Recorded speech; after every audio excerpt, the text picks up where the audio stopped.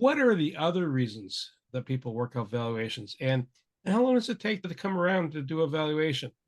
Obviously size matters, right? And complexity. But Complexity.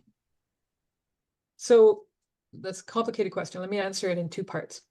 Why would you need a valuation? So I look at it and say, anytime a company is going to undertake a transaction that's going to involve either their asset, all of their assets, or all of their equity, some or portion of their equity. So those can be for the purposes of, unfortunately, negotiating a divorce settlement. Okay, so let me just start here. Don't get a divorce if you can help it, please.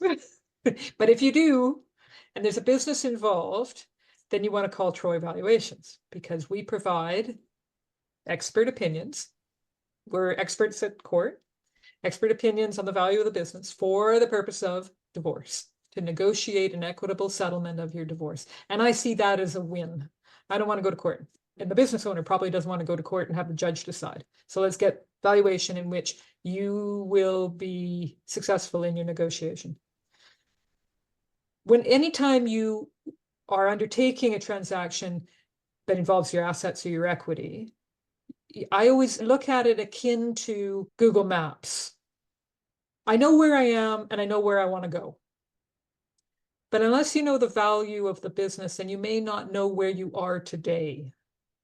You may know where you want to go, right? I'm prepared to give my ex-wife $100 million, but you're only worth $10 today, right? And you need to understand where you are now so you can determine where you want to go. And that gives you that strength and that negotiating power.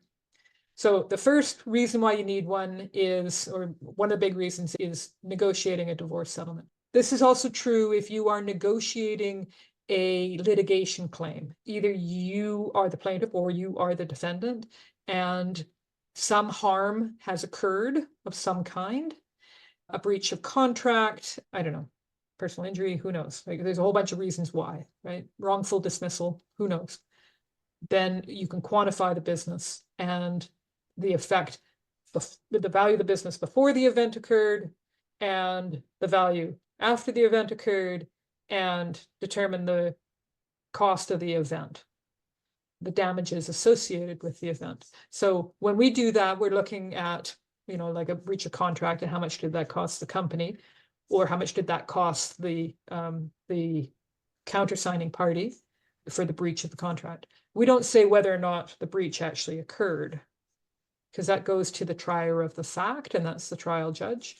But if the trial judge should find that the event occurred and the consequences derived from that event are in play, then the value would be XYZ. So that's another reason to do it for litigation. We do it for tax planning purposes. So let's say your business you've got OpCo, operation company, and then you've got real estate co, and real estate co pays OpCo rent. OpCo pays real estate co rent, and real estate co owns the real estate and pays the bank. And then beside that, you got rental co, and rental co rents equipment to OpCo, and OpCo pays back rental co, who then pays the bank whatever they owe for the rent, for the mortgage on the assets. But it's complicated, right? So what you want to do is you want to put holdco on top, and you might even want to put trust co on top of that, and you have now family trust, holdco, and now you have separation of business operations. But those are what we call related party transactions. And that's when CRA gets involved. Because CRA says, you sold your company to your brother, right? Did he pay fair market value for that? And so then you hire Troy Valuations before you do the transaction. And when CRA comes knocking and says, was that fair market value? And can we have our capital gains money, please? Then you hold up the Troy Valuations valuation report as the shield against CRA that comes knocking and says, was it fair market value? How long it takes to write one? We'll get back to that valuation report question. So a valuation, let's go back and say this for clarity.